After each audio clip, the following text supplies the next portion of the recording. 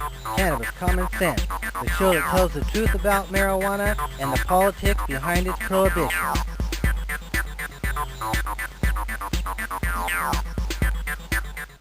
Welcome to another exciting edition of Cannabis Common Sense. We have a great guest, an old friend tonight, Stephen Clarke with Heaven Grown Hempcrete, Mexico. We'll be talking about environmental construction and hemp and the changes in the law. So stay tuned as we bring out our infamous dancing cannabis leaves. I feel the force.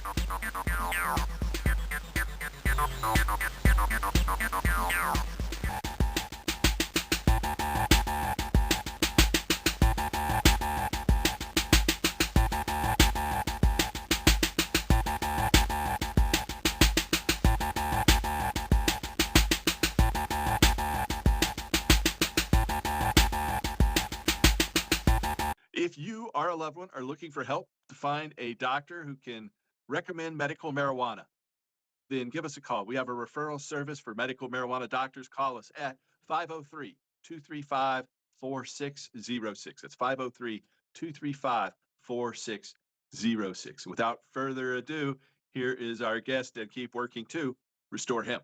Good night.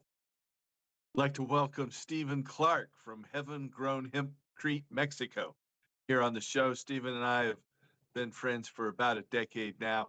Welcome to the show, Stephen. Thank you very much, Paul. Tell us about Heaven Grown Hempcrete, Mexico, and your purpose and some of your recent projects. So you've got a neat shirt there. It looks like it's related to a hemp event, hemp building. Did that just happen? The hemp building symposium, the 13th. It was up in Minnesota with the Lower Sioux. I don't know if you've heard of Danny Desjarles. I've heard of him. Yeah, the indigenous guy. Patagonia. They even made a small documentary about them because now Patagonia they have a whole brand of hemp work clothes. Beautiful stuff. If you ever have a chance, and they have a pair and they work fantastic, especially because they're really built for working. They're very tough. They're rugged. Solder can fall off them. Oil, everything, and they do what hemp. There is a Patagonia store here in Portland, right across from our big bookstore, Powell's Bookstore. But it's not cheap, but it's good. Back in the day, back in the 90s, Patagonia was one of our hemp paper companies for my old company, Tree Free Eco Paper. Nice. So they've been aware for a long time. Yeah, and we were lucky, I guess, to get some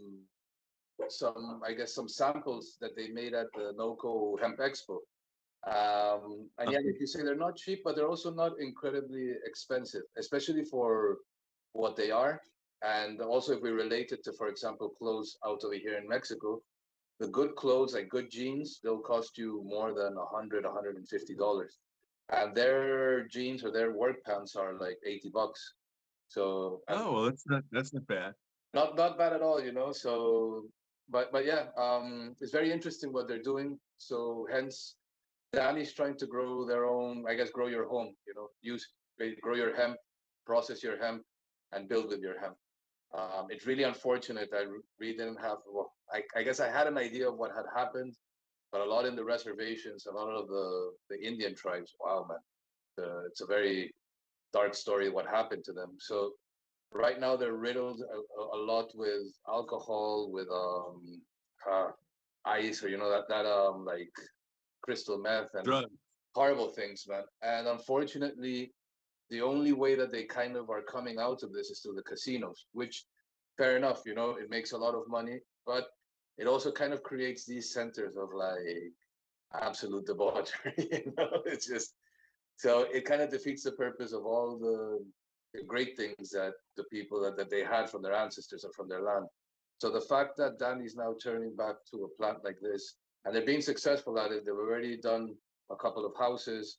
Hence, Steve Allen, who organizes the Hemp Building Association, every year they pick a different destination, but this year they got together with Cameron McIntosh from Americhanvre. They have a beautiful spray system for hemp.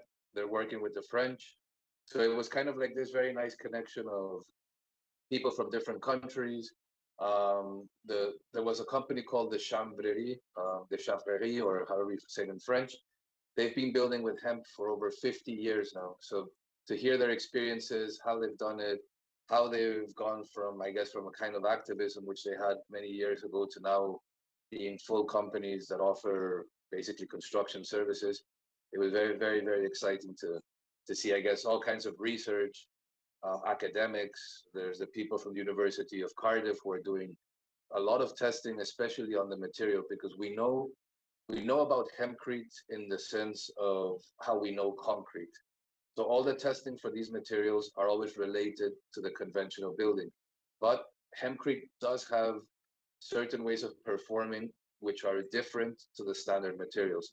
And unfortunately, if you don't have the new testing or the updated tested for these materials, I guess they will never really be accepted mainstream because they sometimes just fall under par of supposedly what is supposedly, I guess, the characteristics of a building material. But that's because we're measuring it like if it was concrete, like if it was toxic insulation and certain things like this. So it's very enlightening to see that there's so much movement or traction behind hempcrete. I guess now we call them biocretes because hemp taught us that you can grow your own materials, but we also can do the same with coconut, which is a fantastic material, with agave, with sugarcane. So it's use what you have local, use agricultural residues that are in excess. Hopefully, hemp will be that agricultural residue in excess because it's great for phytoremediation, it's great for paper. It has so many uses and it grows so well that it's just such a shame that we're not using it more. I guess mainly through different ideas, prohibition and certain things like this. So here in Back Mexico, in the 90s, my hemp paper company, we had 50% hemp and 50% wheat straw left over from the harvest of the wheat grain. nice. So we were practicing that, 35 years ago or so when we first manufactured that with our Chinese partners way back when. But that's a great idea. Exactly. It's something that has been done for a long time now. And every day as we grow as an economy, as civilization, we don't realize, but our residues are in huge orders, and agricultural residues are immense, and most of them just get burned. Even if you compost, you still release CO2, but they're great materials, especially what we call lignocellulosic fibers like hemp, because they have this lignin component like trees that makes them very strong. They don't degrade, they're not easy to compost. So there's mountains and mountains, for example, of the tequila waste, the tequila bagasse. They don't know what to do with it, so some people just burn it. But I guess it helps to a certain point that you can create a bit of energy. But the amount of residue or waste that it's going to do in the atmosphere is huge. And transforming it into a building material is possibly one of the easiest things in terms of processing a material. It's not so much work as doing a bioplastic or even paper per se that you have to pulp it. Not to say that it's a hard process, but it's a few steps that you have to do. For making it into a building material is pretty much you grab it as long as it's pretty dry, and even if it's not so dry, you can still use it. That's also one of the beautiful things about hempcrete, that you can do it in a very artisanal manner, very grow your house, transform it yourself with whatever you have. It might not be what they call building grade herd and all these certifications, but it makes you a very good building material. So if you don't really have the technology, you can still use it. But if you have the technology, you can spray it like this guy, Mary Chandra, Cameron McIntosh. They build very quick because they have this big equipment that is throwing a lot of material, so you can advance very fast. They were also doing what they call like the hemp, what they call the insulated panels, SIPs, structural insulated panels. Now they call them structural hemp insulated panels, the ships. And it's kind of the same process, but instead of having styrofoam, it has hempcrete inside. So these panels are already pre-made. You just assemble them on site. You can build a house. If that's your thing that you want to build very quick in 4 days, they're great alternatives that can be used for everybody, you know. Now they're even doing 3D printing with it. So the future of the material is fantastic.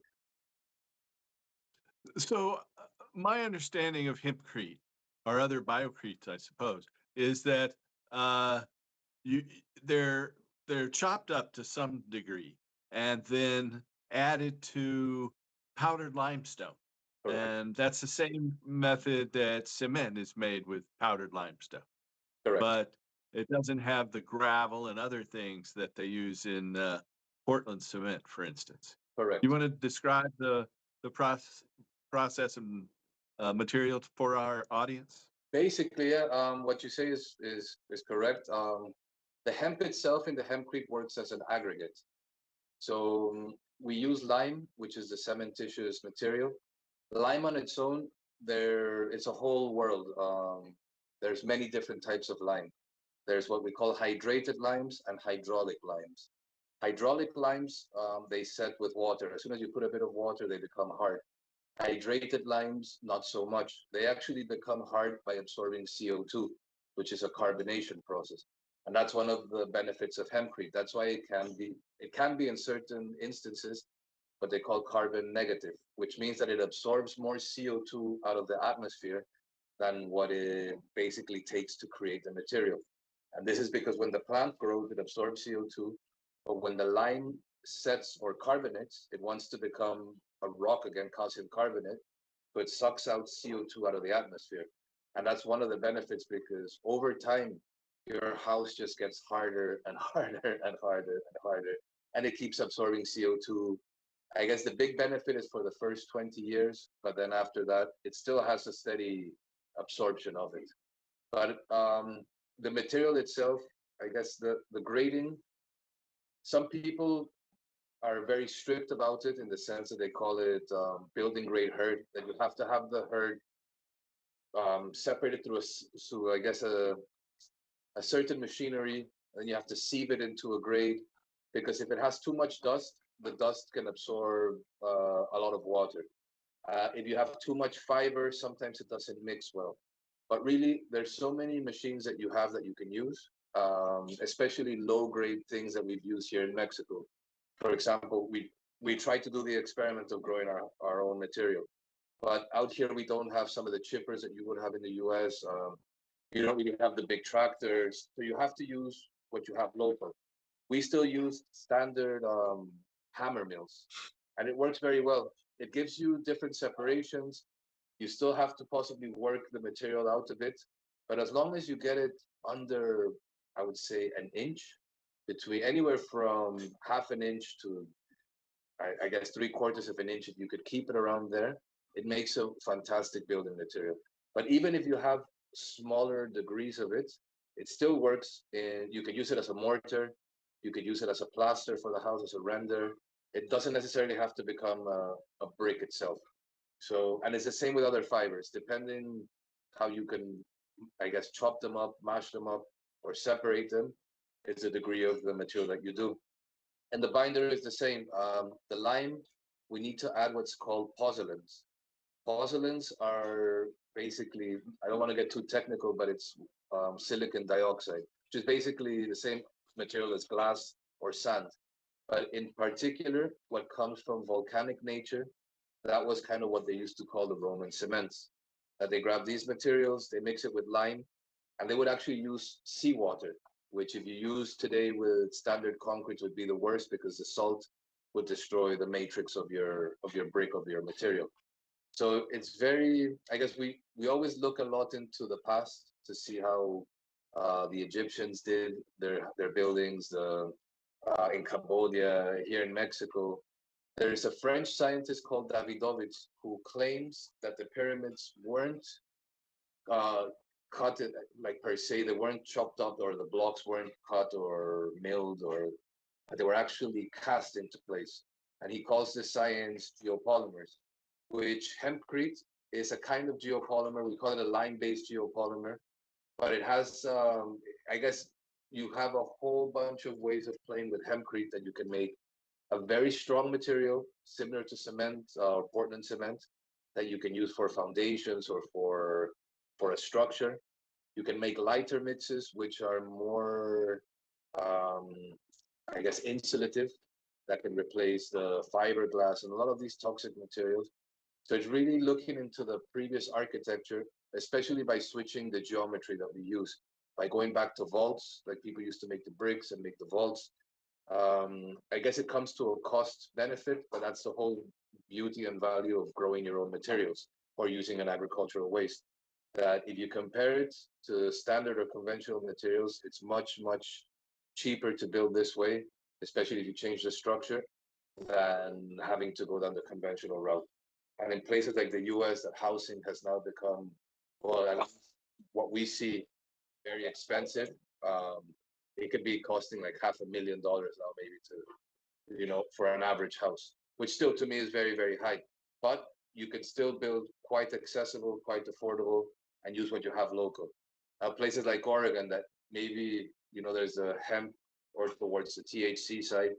The THC, CBD plants, especially, I guess the medicinal plants, to me, make a much better aggregate because the herd itself, it's much stronger. When the plant is allowed to grow to its full cycle, it grows secondary bast fibers. Normally, for textiles, like for hemp shirts, you have to cut it young. And cutting it young means that the aggregate is soft, which works. But if you let the plants go to the final term, grow their seeds, and harvest them, they're actually very hard, and you have to use even stronger equipment to break them up into finer pieces. But yeah, that's I guess the basics of how you would do a hemp walled block system, these kind of things. I remember when I first went to Mexico City, I went to a village that you had been working on and a hotel where you had built some Yeah. things. But I remember you were using coconut fiber as well, but on to strengthen some of the material. But I remember there was some of the walls had with the lime had a mirror-like finish on them that were really nice art in that it looks like an eco village.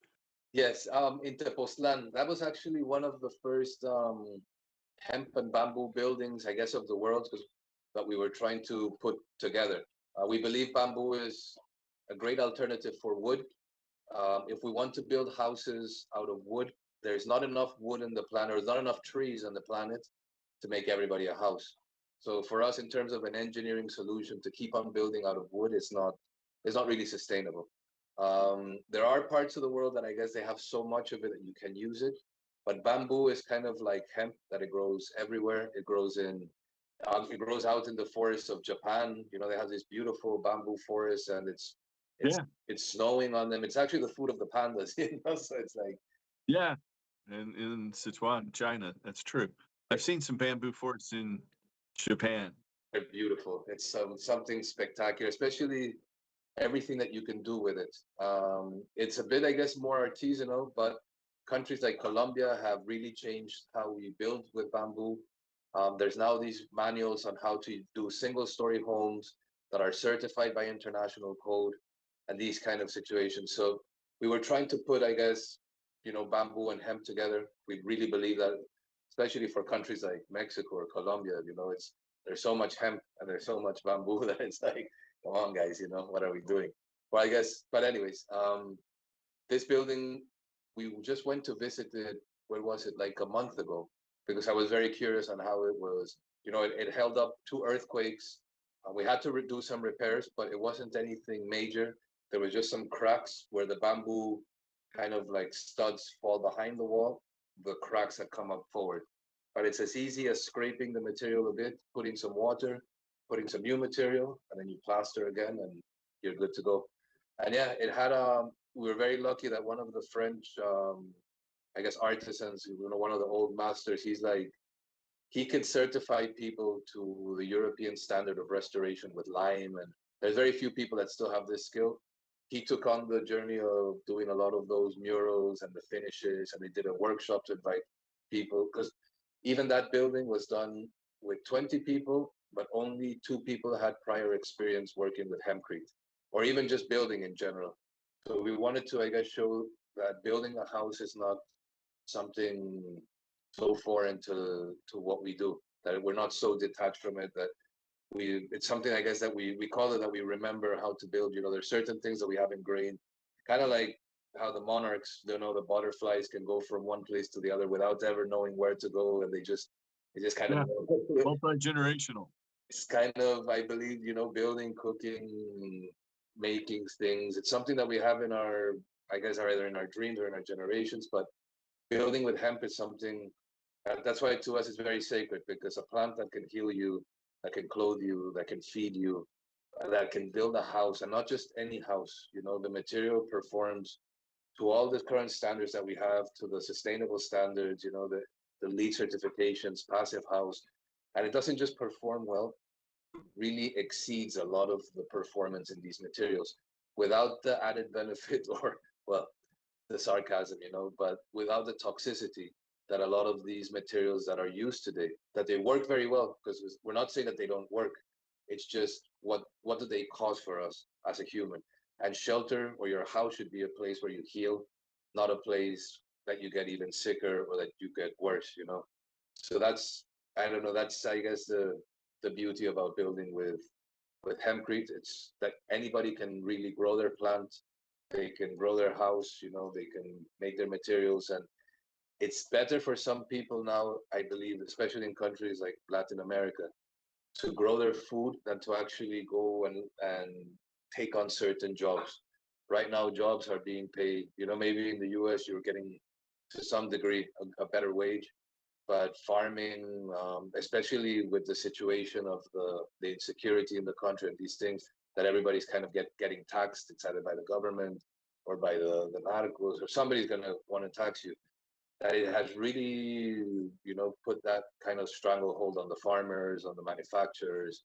So a lot of the younger generation is opting to do other things instead of, because they see it as an easier option to go and, become part of the gangs, part of the cartels, than to actually grow your house or grow your food.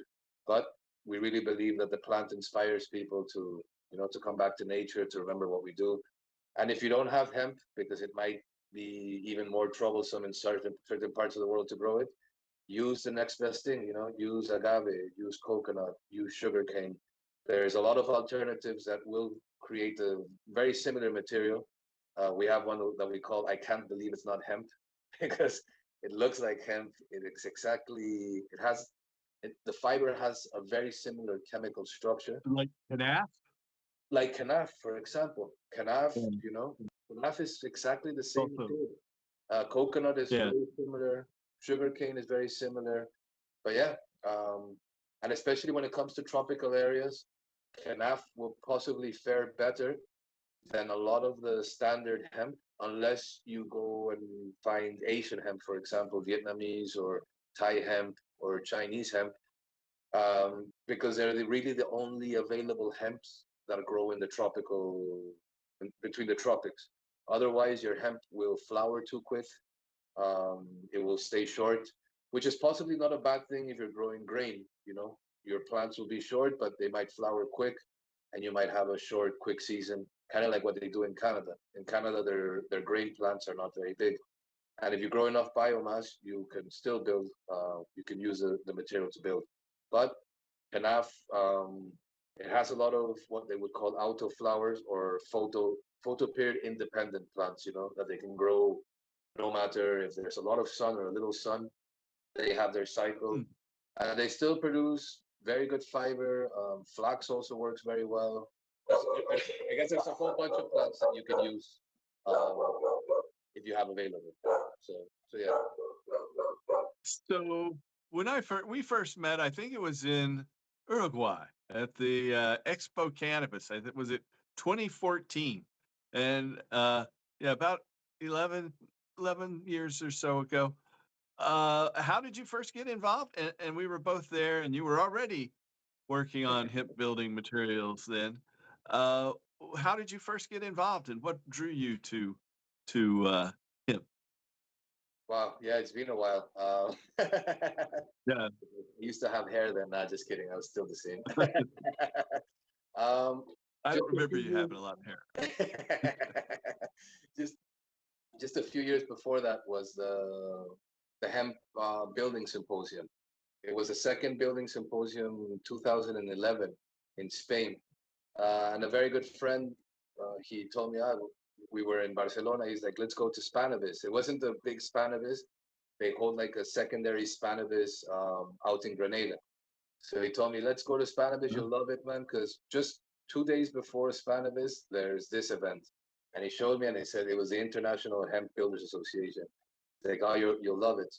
So we went out over there, and I guess it was all just, it was meant to be because like the room where the conference was, they gave us a room 420. So it was like, nah, wait, man. It was like, it was a signal.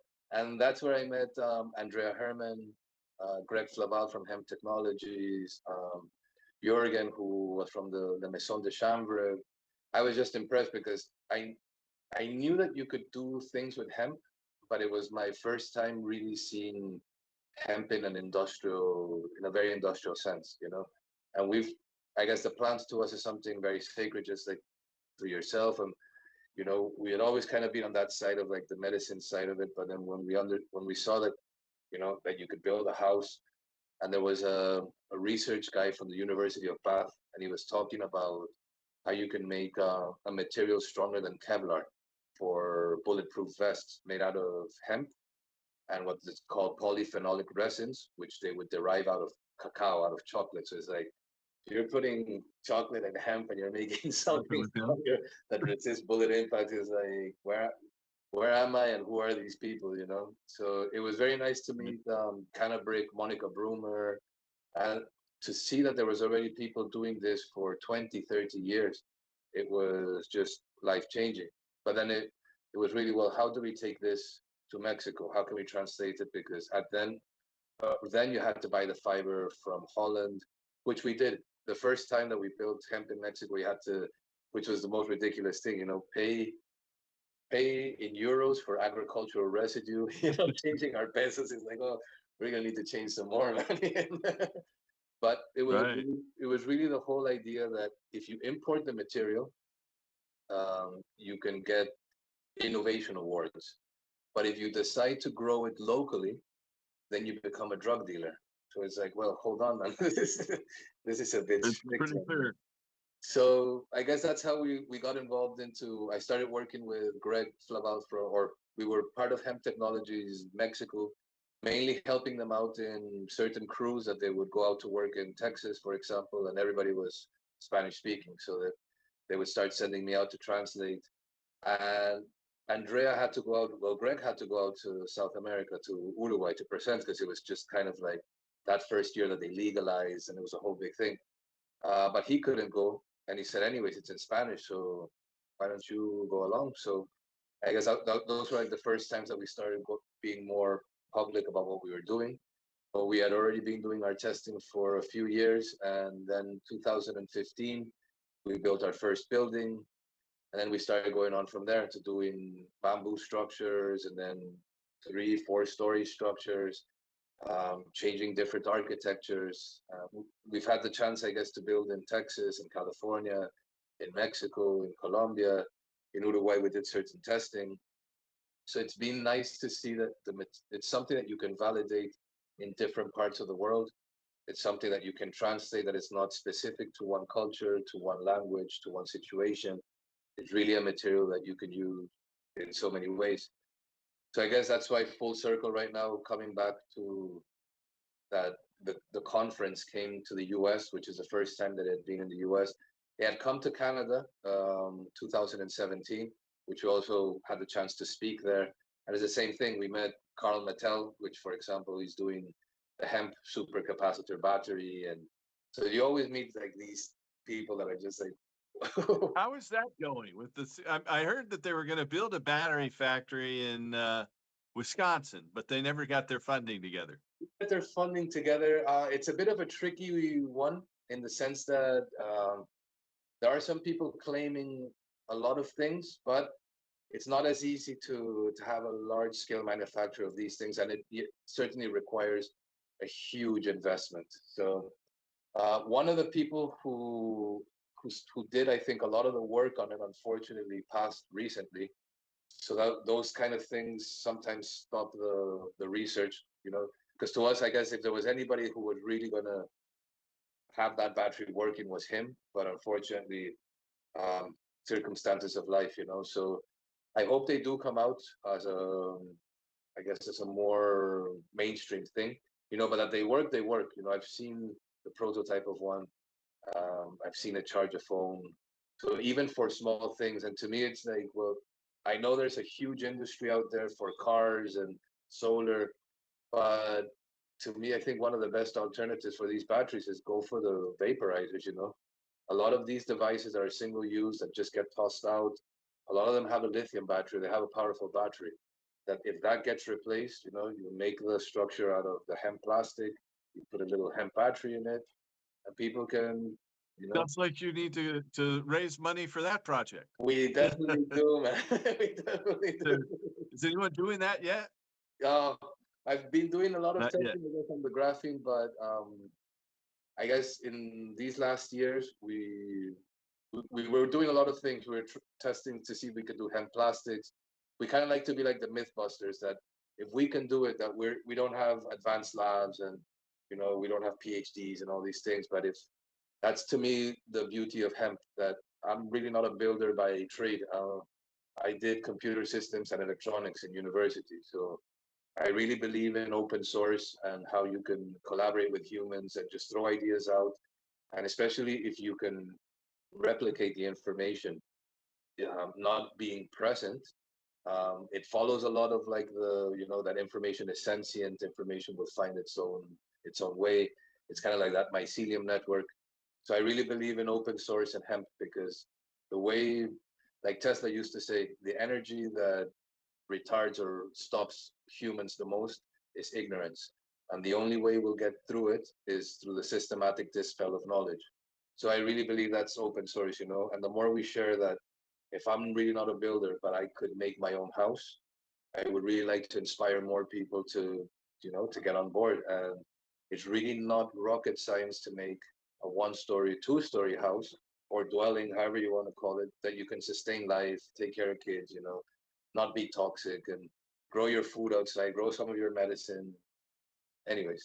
You've given a number of classes on how to make hempcrete, I know, in a lot of different environments. Do you have any of those coming up? That's a good question. I think we have to bring those back because we kind of this past year we just focused on manufacturing. Now we have a little block facility, so now we can manufacture around, I would say, 1,500 blocks per day, which is a good upgrade because before we were only doing like 250, 400 a day. I guess a 100 square meter, 1,000 square foot home, if it didn't have any partitions, just the wall system, is going to be around those 1,500 blocks. So technically, we can manufacture the material for one house per day. And we want to take that impact, I guess, because we really love the idea that we can do workshops and show people. But I guess we were feeling that our impact was staying to a very small community. Not that it's not inspiring, not that it's not, but I guess we're seeing the need to how can we take these materials to a bigger domain so now they impact hundreds of people if possible. And that's why we're seeing that how do we industrialize these processes so that we can have more homes, better homes, and standardized, I guess, homogeneous. So we did a lot of that work this year. So hopefully we'll have the blocks in the US by the beginning of January. We have some now out here in Mexico. And yeah, I would really like to start getting back to those workshops because so that people can see how to use them, how to install them. And there's no better way to showing somebody or inspiring them to build natural than them actually coming to see it. Because you can talk about it and it sounds nice, and in video it looks beautiful. It sounds very poetic, but really when people come and they grab the material and they're like, wow, that's all I had to do, man. And this is the block, especially when you can mix up something so quick. You take the forms off and then you stand on the block and it doesn't break, it doesn't move. Other materials would degrade, would break. Concrete needs days to set. So it's something that I guess the best way to really show somebody is through that they touch it, that they feel it, that they see it. And once they do that, wow, I guess it's very hard to not want to continue on the hemp train. So hopefully this year we'll do more workshops. We do have a yearly workshop that we organize in Utah if anybody's wanting to come out, it's called Building Man, which is kind of like it's organized by people that kind of do Burning Man and these kind of style that it's out in the desert. But instead of burning things, we build things that last, you know, because supposedly nothing ever lasts out there. Everything gets either destroyed, rusted, or withered. But we've been running a workshop every year, and we're building a hemp dome, which is made out of hemp rebar, hemp bricks. Everything is completely hemp. Our first year, we were actually going to do it Man, hemp stalks and hemp rope, and that didn't turn out so well. But now that we what have part the of hemp Utah? rebar, it's out in a place called Green River. You know, just like that song by Credence. Creedence Clearwater. Yeah, that's a pretty good song. So that's coming. What time of year is that?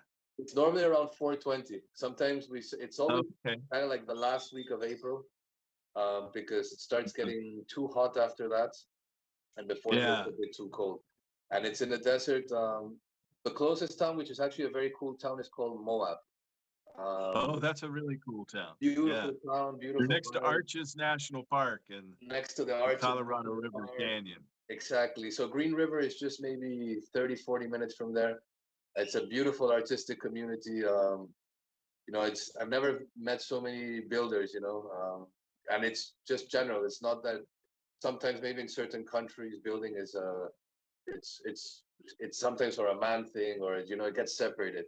It's beautiful to be out there with just builders, men, women, dogs, everybody, you know, and it's I guess it's kind of like that celebration of resilience because it's not an easy place to be in.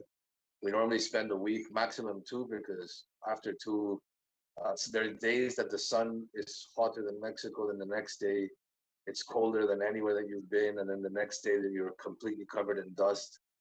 So we find it like a very, I guess it's not really for everybody, but it's a very kind of ceremonial practice, I guess, for us to just to survive for a week out there trying to build, and especially building with the elements that you have. The foundations we make them up with the rocks and the stones and the clay, because there used to be the Ute. The Ute lived there for thousands of years, and they had no issues. They even made caves and all these things. So if you take conventional materials out there, they they rust, they wither away very quick. So for us, we see it kind of like a testing kind of ground, that if we can go out there to a very harsh environment with very limited tools or no tools whatsoever and use the elements that we have to build, because the hemp, they literally were growing it right across from where we're at. They were growing a CBD farm. The lime, I think, is the thing that we bring in from the longest distance. Everything is recycled there. The place is called the Jenk Star because they don't call it a junk. They recycle what's called junk and they turn it into art and they call it jenk. So these guys, there's some artists there. They do some crazy, beautiful like structures out of metal out there in Salt Lake. They're great artists, so they kind of get together, and this is their festival gathering where nobody leaves any trace. All the toilets that they do are compostable. They call them composters, which they actually use at Burning Man. It's and with the ideal that one day all the waste that comes off, because it becomes like a liquid waste, they're very easy to remove. All that liquid fertilizer, basically, right now they're throwing it on an alfalfa field. But the idea is that one day all that gets used to drip irrigate there in the desert, and that they grow hemp, so that you close the full cycle. Then you grab all the waste, all the human waste, and it goes back into the field. The hemp grows, and then with that, you know, you keep on building structures, and people compost more, and Yeah. you know, Sounds like a real sustainable, closed system.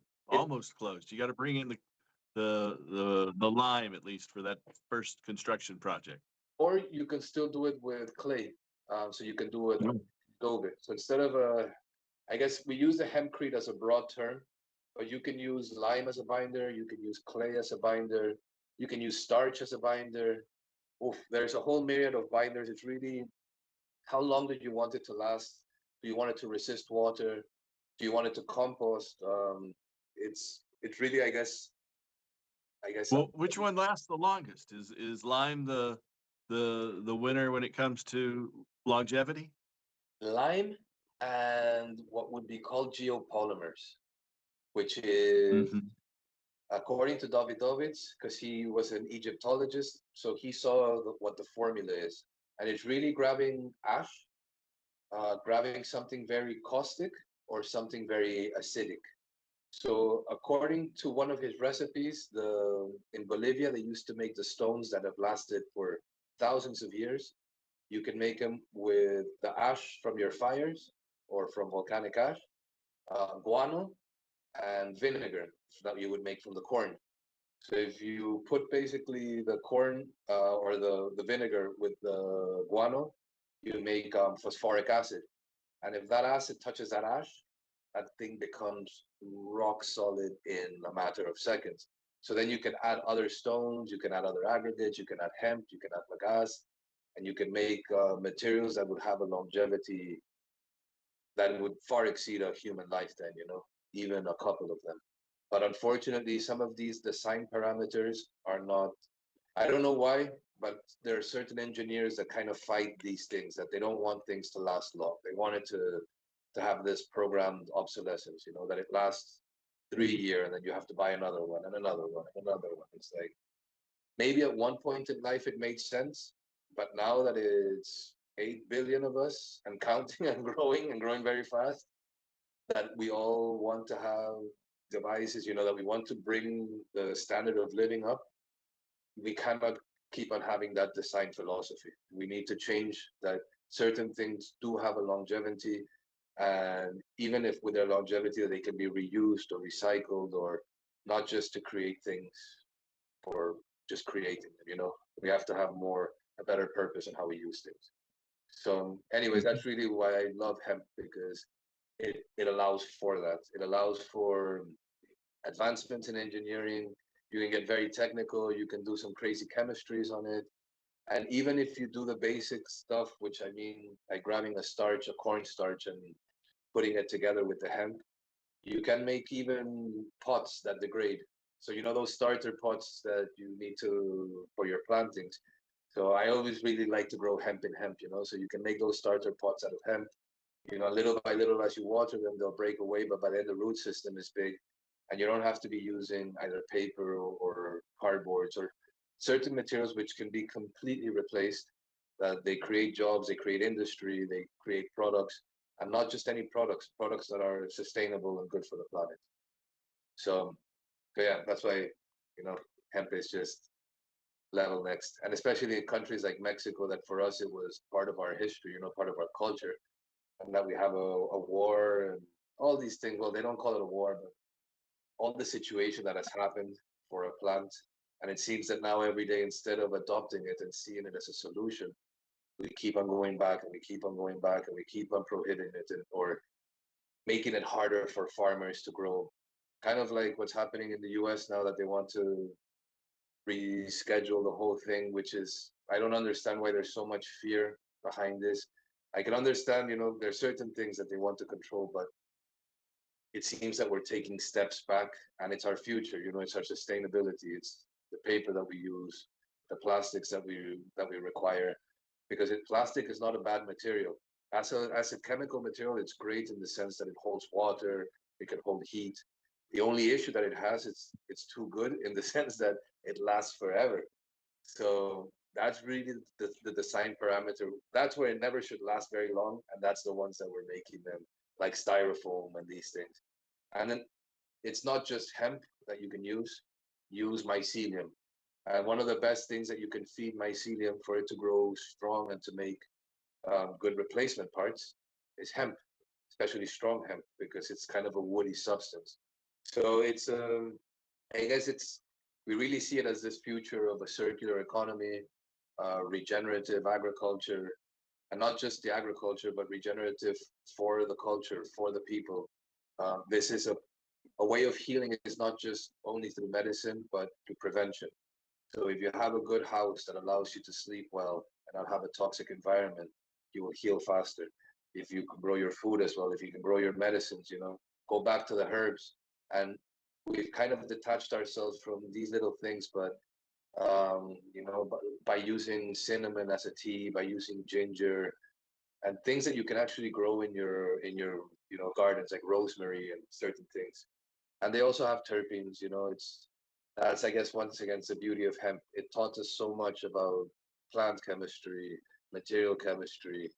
I never really thought that you could do a battery out of hemp until the first day you see one. It's Yeah. like, wait, hold on, bicycles out of hemp. There's not one thing that Airplanes. airplanes. That's the thing I see. Airplanes and cars. That's amazing. Really. Exactly. So That design right behind you, I first saw that in Japan, and that's a design around hip. That it's art behind you. very similar. This is the flower of life, but the Japanese have one that they call asanoa. The asanoa, it's the um, six-pointed star, but it's Uh-huh. basically representing hemp. And they put it. The carpenters, they have certain places where they put certain mandalas, and the asanoa in particular, they put it in babies' cots because they call it, it's kind of like the innocence and the plant that protects. So I don't know. It's, I guess, thanks to all the work that you guys did. The book. The Emperor Wears No Clothes. It goes back to that. And to hearing so much about the Shinto religion and how they build and how they use and what the purpose of why they wear hemp. And nowadays we're starting to find those things. I guess little by little, as more information goes out there, they talk about the frequencies that the plants create on humans. And it is true, polyester and all these things, which not only they're not fire resistant, but the frequency that they generate and the microplastics that they provide to humans is horrible. And all that just gets replaced by using hemp or linen or even cotton to that extent. But obviously cotton is not bad itself. It's just the way we grow it. Yeah, It's the really pesticides. it's yeah, and it's like not sometimes we demonize plants just like they do it with hemp. It's hemp is a problem. It's like no, hemp is not the problem. It's the way we regulate it. It's the way we go about it. And it's the same with agriculture. It's the same with meat. It's the same with poultry. There's nothing wrong with growing your chickens and eating good like good food. The problem is when you put 3,000 of them in 1 square meter and then you feed them whatever and then You can smell it from a long way off. So you exactly. had a good experience in Minnesota at the 13th annual hemp building conference. It was one of those life-changing events again, man. Especially meeting Danny and all the tribes. It was, I don't know, seeing that hemp is helping them come out of a situation, of a terrible situation that they were kind of pushed into. And they have a museum, which wow, it's very hard to see the history of what happened, and it's only very recent to how they had to modify everything, how they live, how they lost the buffalo. Hence why now they call hemp the green buffalo because they used to make everything out of the buffalo.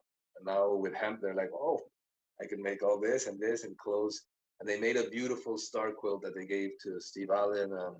They started the conference with a drum circle and a drum ceremony. I guess I'd never heard them sing like up close, and beat the drum. I'd seen them I guess, in movies and certain things, and here in Mexico it's a bit different. Like we have the drums and they have this chants, but it's you can there are some, I guess, some Different noticeable culture. difference. So it was just very nice to see them sing, to see them together. I didn't know little things, like lacrosse. I didn't know that lacrosse was an Indian game. And then even with the whole discussion about Indian, because there was a very funny moment because I was sitting next to an Indian, like Indian from India, and we were talking with the Indian, with the Lower Sioux Indians, because they have it on the flag, and there were there was Navajo, there was people from all the different tribes which came, which is also very inspiring because he's kind of leading the way and saying, we can do it, we have autonomy, but it's not something to us. Everybody can do it. The Lower Sioux are a very tiny community, but you have the Navajo, you have the Apaches, you have the Seminoles. Oof, there's some tribes that could really put some weight behind it and start making housing. There's a lot of grants that are available for them. So just in general to see, I guess, that hemp is helping so much, and seeing people from all over the world. It's probably the biggest conference that was to date. You know, it was a huge ballroom. So With you started at the second conference in Granada, and I now you've started been the to the second 13th one. conference. Where's the next one going to be, and when, or do you know? We never know. It's wherever Steve Allen wants to do it, and every year he's like, I don't want to do this anymore, you know, because he's been doing it for years. Well, I'll have to pass that on, I guess. It's done in Sweden. It's been done in Holland.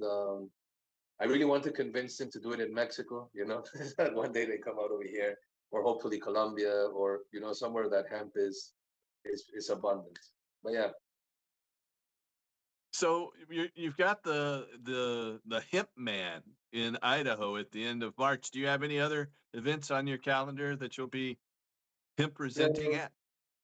No, like I tell you, next year I think we're trying to organize another event, but it's more based, I guess, for sugarcrete, biocretes, because we're trying to bring it here to Mexico, but unfortunately, hemp right now in Mexico is it's very difficult now. I Even though we know have the Supreme Court had ruled that they were going to they had directed the legislature to legalize cannabis, but nothing ever passed there. You want to give us a brief status report on hemp and cannabis in Mexico? Yeah, basically 2017 was when the Supreme Court ordered the Congress that they had 180 days to change the laws that uphold the prohibition, mainly because cannabis is now taken as our human right, which is a historical landmark, you know, because nowhere in the world have they said it's your human right. Being your human right, we have paperwork that allows us to grow as much as we want, transport, uh, transform. You can do anything with it as long as it's personal use. You cannot do any commercialization. You cannot even share it. So if you would be caught on the street sharing a joint, technically you can lose your permit. Nowadays, they don't really mind in that sense. They have become a bit more lax in the sense of allowing. It's more present now in the country, but the laws really they went backward. From those 180 days in 2017, we're now 2025 and nothing's changed. On the contrary, it's now a bit more difficult because the Supreme Court changed. I guess the current party who's in power, they have the Supreme Court, they have the Congress. It's the first time in a long time in Mexico that all the power is in, I guess, the same people's hands. So But it's not the PRI, the old PRI that controlled things for so long. It is the PRI. Well, I guess we have to be careful what we say, but it's another group. They're called Morena. But if you look at all the people who are in that group, they were ex-PRI. You know, they just kind of like they went from one side to the other, called it something else, but they're pretty much following the same kind of very regime kind of style thing. So when it comes to this problem that we have with the cartels and cannabis, unfortunately, cannabis is kind of like the front of it. You know, anytime that you see a sign of no drugs or no abuse, there's always a cannabis plant on it. So instead of the government allowing, even 2 years ago, there was a few dispensaries in Mexico City, a lot of it underground, you know, but there was a lot of movement. And in the past 2 years, they cleaned all that up. Some say because of the World Cup, because I don't know if you remember that there was the people outside of the Senate that they had made like their. Yeah, I went there and visited it lasted for 2.5 years. For 2 or 3 years, but they still continue to a smaller degree in certain areas of the city. But they moved them now because they were too, I guess, visible there. And as we're having the World Cup, you know, it always happens.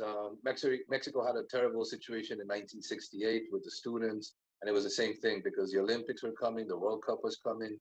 So on one side, they're fixing up, you know, the parts where I guess the people that will come from outside will see. But in another part, you know, the country right now, there's marches, the agriculture, they're blocking all the roads because the insecurity for the transport, the insecurity for the production, and then they want to produce for so cheap that all the farmers just came out and are dumping their food on their street. They say, well, if you want it for free, you come pick it up on these kind of situations. So we're at a very interesting moment right now in Mexico, but it's not the best time to grow hemp because it's very easy that you can become an example, I guess. Very easy that they say, well, that wasn't hemp; it was actually high grade medical stuff, and you didn't have a permit, and you were selling to kids, and they'll invent the whole thing just to prove a point. So yeah, well, the law enforcement can do that. Our show last week was about a situation like that in Maine. Someone who actually held a license and was charged under federal law and now facing a 10-year mandatory minimum. So yeah, it's all what the law enforcement wants to do and how they can make the most money. That's often the case. So no, go ahead. Oh no. So your company, Heaven Grown Hempcrete Mexico. Do you have any projects on the books you can describe briefly? We're down to just a couple of minutes left, though, Stephen. So just let you know. I guess our main project right now was getting the brick factory off the ground. So that's exciting. Selling bricks here and hopefully also exporting to the southern part of the U.S. to Texas. Texas sometimes, well, Texas used to be Mexico, and there's some parts of from Mexico.